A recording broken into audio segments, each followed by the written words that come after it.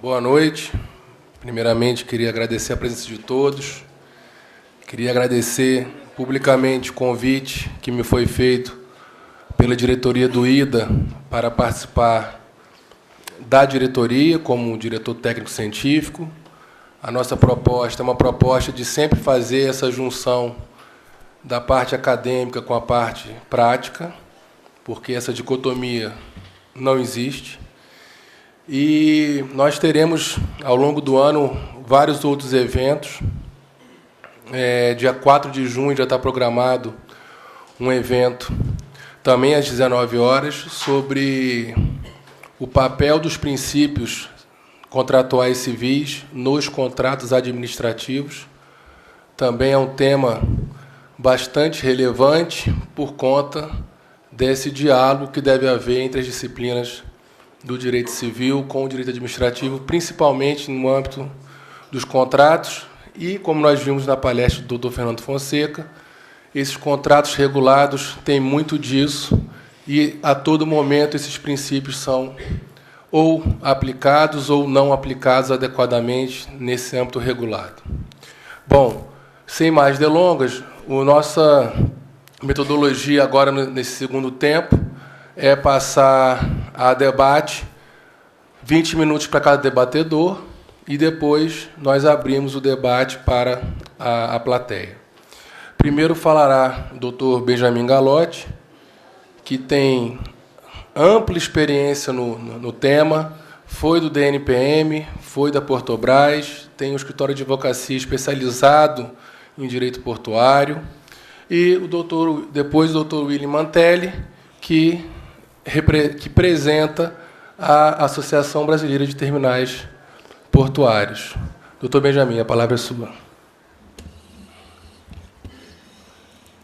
Boa noite. Primeiramente, eu gostaria de agradecer a todos e um agradecimento especial ao IDA, que eu vou concentrar tudo na pessoa do Dr. Luiz Carlos Bettiol, devido à nossa antiga amizade e que por muito tempo estivemos longe, e para mim é uma honra imensa estar hoje aqui sentado ao seu lado. Muito obrigado. Eu vou apenas levantar alguns pontos polêmicos que eu encontrei na leitura da medida provisória 595, na versão do PLV número 9, e que é levantar a bola para nós discutirmos. Eu vou procurar acelerar, e desculpem eu ficar olhando para ali, mas é que eu enxergo mal nessa distância e vou ter que prestar alguma atenção. Então, são artigos que foram mudanças que ocorreram da Lei 8.630 para o atual regime que seria implantado por força da aprovação da medida provisória. Então, primeiro é que os terminais foram expulsos da área do porto organizado.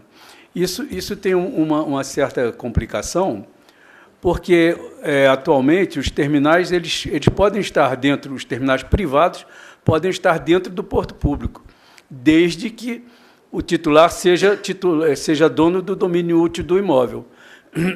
Então, os terminais já existentes, está garantida a continuidade deles, mas novos terminais privados não poderão se instalar dentro da área do porto. Isso tem um complicador que fere parcialmente o direito de propriedade, porque um terreno como hoje é o da Embraport, e que ela poderá ter continuidade porque já existe, mas se ela não existisse, não poderia ter uma existência futura devido a esse dispositivo do artigo 2º, inciso 4º. Aqui é outra medida restritiva da medida provisória, que ela discriminou ostensivamente os armadores. Quer dizer, armadores não poderão participar de licitação em instalações portuárias por uma discriminação que não há motivo para discriminar empresas. A nossa Constituição ela não contempla essa discriminação, nem mesmo de empresas estrangeiras, de capital estrangeiro, que estejam habilitadas dentro do regime legal do nosso país. Aqui uma mudança também radical da antiga Lei dos Portos, que a gente, para obter um acréscimo, uma ampliação, uma expansão do arrendamento, era um pouco complicado, e agora, pelo contrário, ela diz que poderá autorizar sempre que a medida trouxer uma eficiência na operação. Ora, o porto é escala, e então, como uma atividade de economia de escala, haverá sempre essa motivação para mais eficiência numa instalação maior, né? Antigamente, havia necessidade de ser comprovada a inviabilidade da licitação da área para que pudesse haver a captação de uma área vizinha.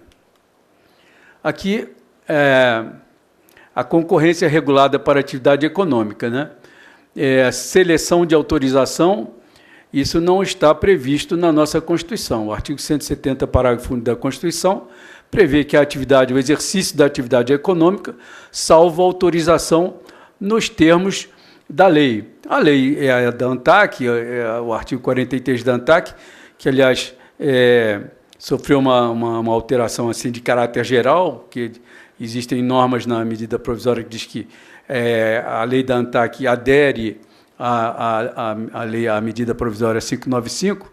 Entretanto, em termos doutrinários e em termos conceituais e em termos constitucionais, a contrário do artigo 175 da Constituição, o que se licita é a concessão e a permissão. A autorização é livre. Então, realmente, a outorga, mediante uma seleção, contraria um pouco a liberdade da livre iniciativa. Está aí o processo seletivo, já tivemos antecipado a isso, né? Fere o objetivo do artigo 170 da Constituição. Então, o artigo 10 fala que o poder concedente poderá tomar iniciativa para fazer praticamente um aviso convocatório de autorização portuária. Isso daí, eu acho que é um resquício do estudo feito pelo BNDES, para essa medida provisória, onde ele tinha estabelecido a criação da permissão. Quer dizer, o artigo 2112F, ele diz que a exploração portuária pode ser feita sobre as 3 modalidades de exploração indireta. Porém, a legislação portuária, desde sempre, nunca estabeleceu a permissão portuária. Por quê? Porque ou o patrimônio era público e, portanto, concedido, o patrimônio da União, ou era particular e, então, não haveria seleção. E haveria apenas uma regulação que hoje seria feito pelo Plano Geral de Outorgas. Então, essa planificação, ela me parece muito com o que está disposto no artigo 174 da Constituição, onde a planificação, o planejamento do poder público é obrigatório e seria meramente indicativo para as atividades econômicas. E esse aí, ficando a meio caminho, seria uma maneira de você intervir na atividade econômica, que, conceitualmente, isso tem um perfil de permissão portuária. Aí a expansão forçada do TUP é um avanço muito grande e até um pouco complicado para os concorrentes, que reclamam isso constituir uma assimetria, porque os arrendamentos só podem ter uma prorrogação e as autorizações poderiam ter sucessivas prorrogações, como, aliás, era o arrendamento antigo do Decreto 59832, tinha exatamente essa formatação. Os arrendamentos eram só de 10 anos, mas o período era no máximo de 10 anos. Mas, se fosse de 5, de 8, era irrelevante, porque seria 8, 8, 8, 10, 10, 10, então não havia necessidade de um período longo. E é isso que gera hoje a prorrogação dos antigos arrendamentos, porque eles foram dados só com 10 anos, porque eles seriam 10 anos infinitos, somando 10 mais 10 mais 10. E aqui houve, na Lei 8.630, o limite de 50 anos, e agora, tanto para o arrendamento como para o contrato de adesão, e agora aqui fica aberto para sucessivos períodos de prorrogações, desde que promova a expansão. Então, naquela lembrança de que a expansão antigamente era restrita, e hoje ela é incentivada, que, aliás, é uma coisa salutar, porque a expansão portuária é um ganho de economia de escala. Então, a redefinição da área do porto, que tem um conceito de infraestrutura, que antigamente se discutia. A área do porto é o quê? É uma poligonal para fixar a jurisdição da atividade portuária, é patrimônio, o que é. Hoje ficou definido que é infraestrutura. Então, a área do porto organizado ela devia se restringir ao que é patrimônio público. E o artigo 68 manda que seja adaptado. Ora, essa adaptação dentro do conceito de cima seria para redução. Porém, o artigo que determina que haja essa nova área de porto organizado veda a exclusão de área, quer dizer, veda a redução de área. É uma outra coisa que eu considero bastante controversa, né? E como é que eu vou incluir na área do porto organizado acessos terrestres, quando o acesso terrestre são rodovias que têm um prolongamento enorme? Então, o regulamento que estabelecer essa definição de como se deve redefinir a área do porto organizado vai ser uma coisa muito delicada. Arrendamento sem licitação. Olha só, o REVAP é a volta do porto que está virada para a água, voltada para o município.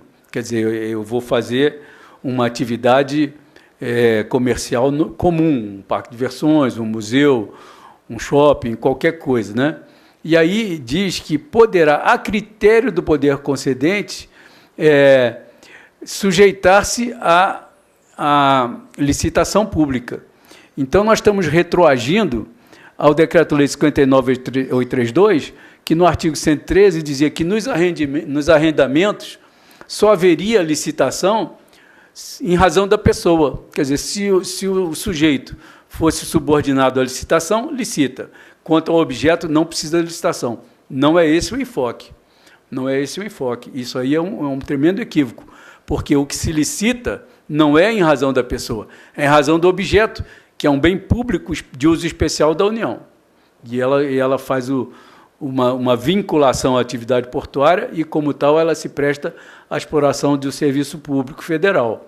Então, com essa vinculação, o objeto do contrato tem que ser licitado. Essa aí é uma coisa que eu acho que está bastante equivocada. O CAP consultivo já foi dito, eu vou avançar para dar bastante tempo ao meu querido Mantelli, porque... então, a outra coisa é a CEP, né? Então, se nós verificarmos, a medida provisória ela teve alguns objetivos nítidos. O primeiro foi desembaraçar o que o Decreto 6620 embaraçou, né? Ele foi altamente restritivo para uma série de coisas, principalmente para a exploração de terminais privativos de uso misto. Então, tiraram o sofá da sala. Não existe mais terminal privativo de uso misto, não há que falar em carga própria, então a carga de terceiros pode ser explorada normalmente por um terminal privado. Por quê? O conceito de terminal privado, tanto na medida provisória quanto na lei dos portos, era exatamente o mesmo de instalação de uso público, quanto à finalidade. Era movimentar e armazenar mercadoria de ou para navios. Não há não há nenhuma mudança nos dois conceitos quanto à atividade. Então, é muito estranho que a gente hoje começa a ver que a CEP quer ser outorgante, que, aliás, é muito correto, quer dizer, o poder outorgante é próprio do dono da atividade, compete à União explorar portos, então nada mais correto do que dar à União, através da CEP, o poder de fazer os contratos de concessão, autorização.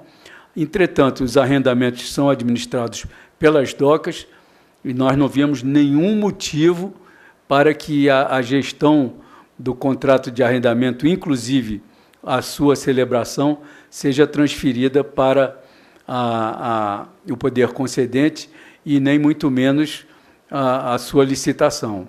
Enfim, eu acho que a CEP poderia traçar as diretrizes, a ANTAC estabelecer as normas e a DOCAS atendendo às diretrizes da CEP e às normas da ANTAC, fazer os editais de licitação. Não vejo problema nenhum.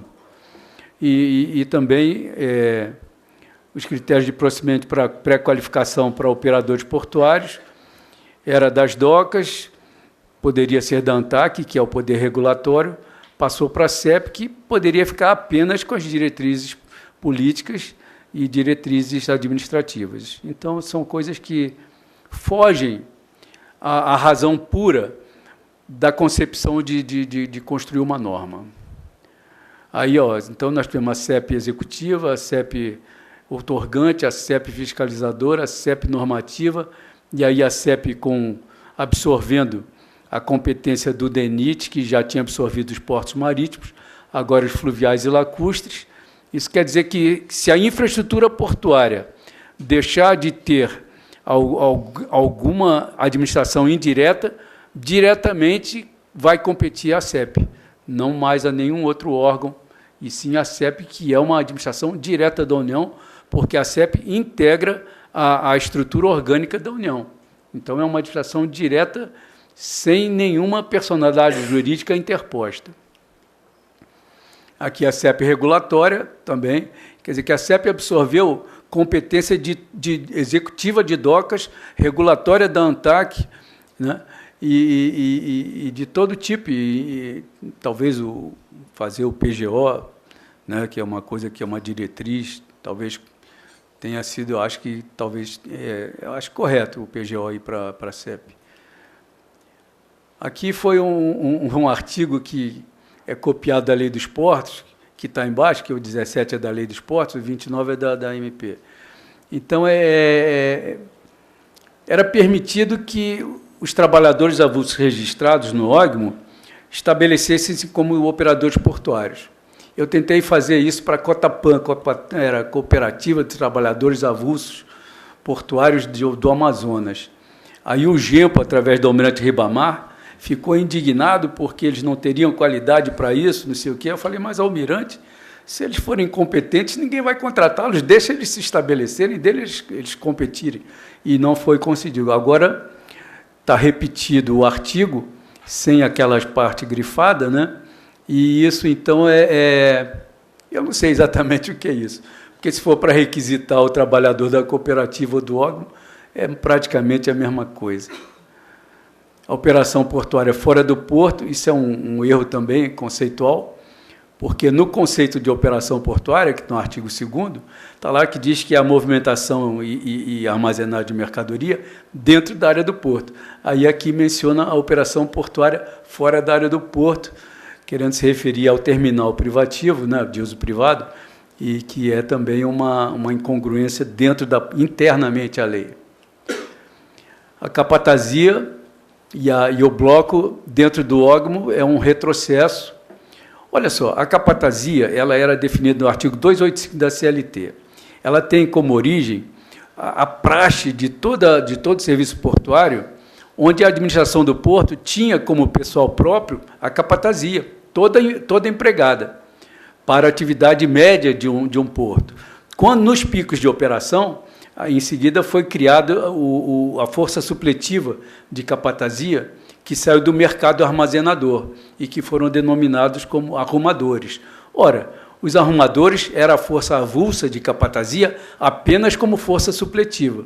O artigo 70 da Lei dos Portos permitiu que eles se registrassem como avulsos, trabalhadores portuários avulsos. O bloco é a mesma coisa. O trabalhador de bloco, que bate ferrugem, que faz pequenos reparos na embarcação, ele tanto podia ser avulso, como tradicionalmente era empregado das empresas bloquistas. Então, as empresas tinham os trabalhadores de bloco com vínculo de emprego. Então, essas duas categorias, elas tradicionalmente não são avulsas. E agora elas estão ganhando um novo regime, necessariamente, que vai trazer mais embaraço a todas as instalações portuárias, porque todo o trabalho em terra feito em capatazia, normalmente é feito com pessoal próprio. Então, isso vai implicar num encarecimento do serviço portuário. Aqui é o artigo que determina a contemplação da renda mínima. ele está de acordo com a Convenção 137, que prega o emprego permanente e irregular, ou os períodos mínimos de emprego e ingressos mínimos, ou ingressos mínimos. Então, quer dizer que quem não é empregado e dedica-se preponderantemente à atividade portuária realmente deve ter uma renda que seja a dignidade do trabalho, né? Aqui a re-regulamentação das categorias. É necessária a inscrição do trabalhador portuário avulso no cadastro, tal. Isso aí é o restabelecimento das categorias profissionais de estiva. Por quê? Quando veio a Lei 8630, havia todas as categorias de estiva, né? Estiva, estivador, conferente, concerto, vigia e tudo mais. Depois, a Lei dos Portos, no artigo 76, revogou todos os atos legais e administrativos que regulamentavam essas profissões. Acabou. O artigo 57, parágrafo 3º, apenas dizia os serviços de capatazia, estiva, conferência, concerto. Então, o que era categoria profissional do homem passou a ser serviço e as categorias passaram a ser só duas.